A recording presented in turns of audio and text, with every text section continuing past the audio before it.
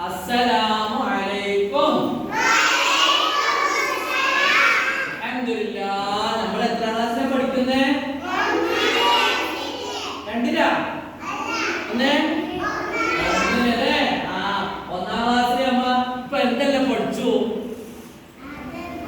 അദബ് പഠിച്ചു, ഇബ് പഠിച്ചു, ആ പഠിച്ചു, പിന്നെയോ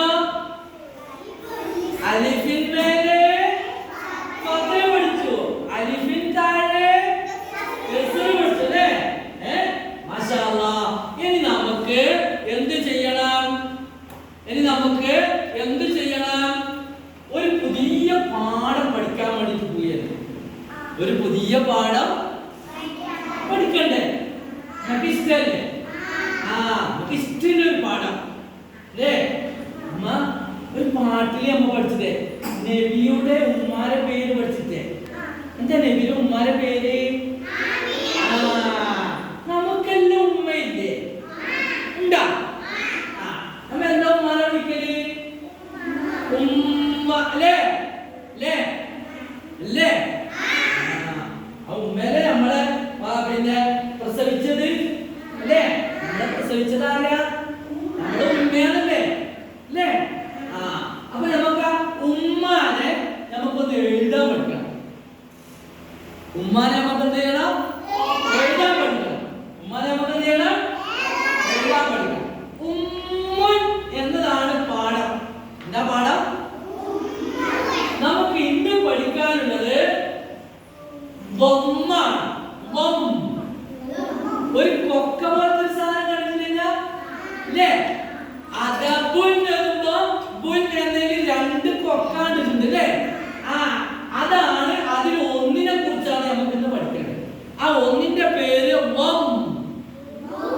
വം വം വം. അലിഫിൻ മേലെ ഫത്ഹ വന്നാൽ അല്ലേ? അലിഫിൻ താഴെ കസ്റ വന്നാൽ, ഇനിയും അലിഫിൻ മേലെ വം വന്നാൽ, എങ്ങനെ പറയാ? വം. എങ്ങനെ പറയാ? ഇതാ നോക്കോ, ഉസ്താദ് എഴുതുന്ന നോക്കോ. ഇതാ നോക്കോ, ഇവിടെ നോക്കണേ. ഇതേതാ അക്ഷരം? അലിഫ്. അലിഫിന്റെ മേലെ ഇങ്ങനെ ഒരു സാധനം വരും. ഇതിന്റെ പേരാണ് വം. എന്താ പറയാ? വം. ഇത് വായിക്കാൻ എങ്ങനെ അറിയാ? എന്താ പറയാ? ഫത്ഹട്ടാൽ ആ എന്നാണല്ലോ, കസ്റട്ടാൽ ഈ എന്നാണല്ലോ, ലംബട്ടാൽ ഊ എന്നാണല്ലോ. അപ്പൊ എന്താ വായിക്കാ? എന്താ പറയാ?